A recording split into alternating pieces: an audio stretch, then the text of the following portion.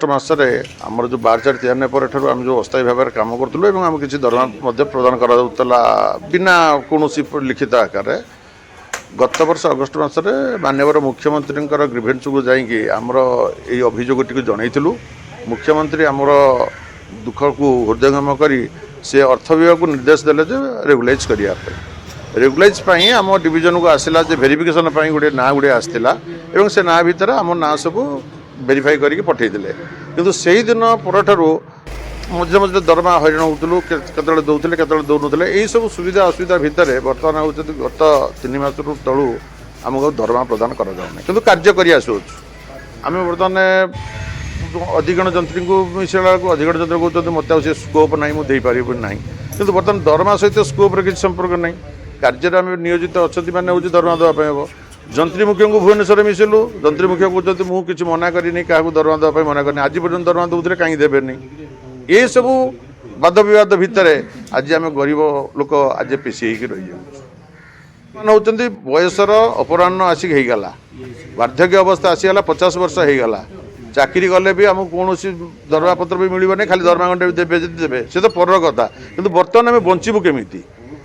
मुझे मीडिया माध्यम माननीय मुख्यमंत्री माननीय पूर्तमंत्री पूर्त सचिव एवं जंत्री मुख्य को अनुरोध करुच्ची जे सुपरिटेडेंट इंजीनियर सहित कथा हूँ किमिति यार गोटे समाधान बाट बाहर करूँ आम कि आम जो लेबर रेट दरमा दिया से लेबर रेट दि जाऊ आम कार्य करूँ सरकार जो दिन आम स्थायित्व को ग्रहण करेंगे आज हजार हजार कोटी टंकार बजेट चलती R&B आम मैंने कम करुचु किंतु आमको दरमा मिलूनी किंतु 255 आमको 12 जन को दरमा मिलूनी किंतु अदर डिविजन जो मैंने अच्छे दरमा मिलूँ आज्ञा आम पाखे कौन एजेन्सी थ्रु आम दरमा पाऊना आमको निजे रोचे निर्वाही जंत्री हूँ सुगुले पैसा आम पाऊँ सुपरिटेडेंट आम कौन एजेन्सी थ्रु ना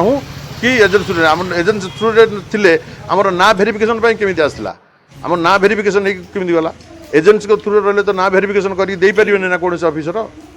जो मैंने आउटसोर्सिंग कथा जोटा कहते सर आउटसोर्सिंग वाला तो रेगुलाइज हो पारे पुणी ना भेरिफिकेशन केमी गला आमर ना भेरिफिकेशन होगी जाइए EIC लेटर नंबर 48233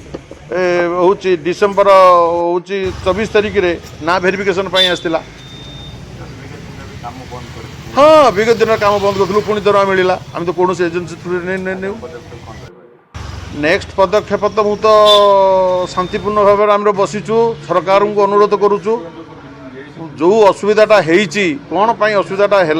से आलोचना माध्यम समाधान करके आमको दरमा दिया नचेत आम ये बसी बसी बसी बसी आम मरबू बर कड़े जीवार ना कहीं बयस कड़े जीवु कड़े सरकार निजे चिंता करूँ जदि किसी असुविधा हो माननीय मुख्यमंत्री सहित आलोचना करूँ जो दिन ग्रीभेन्स को जाइली माननीय मुख्यमंत्री थे माननीय मुख्यमंत्री सचिव जे चित्रसेन राउत सार सी भी उपस्थित थे आमर उच्च शिक्षा मंत्री सी थे आमर डेप्यूटी चीफ मिनिस्टर कनकवर्धन सिंह देव सी थे समस्ते मोर दुखटा को हृदयंगम करते काम बंद कर तो बसीचु आम काम बंद कर बसीचु आम कहूँ आमको 3 मासर दरमा जो एपर्यंत होगा 3 मास दरमाटा दूँ आम कार्य करूँ सरकार विचाराधीन अच्छी सरकार पाखे अच्छी पूर्त सचिव फाइल अच्छी आलोचना चली जे सब समस्या सहज समाधान नुहे सरकार पाखे जहाँ आम आलोचना मध्यम चलु किंतु दरमाटा बंद करदे आम बचबू केमी स्थगित रखना आम धारणा बसबू आमको पैसा 3 मासर पैसा देदेले आम पुणी कार्य जोगदेदेबू कार्य कर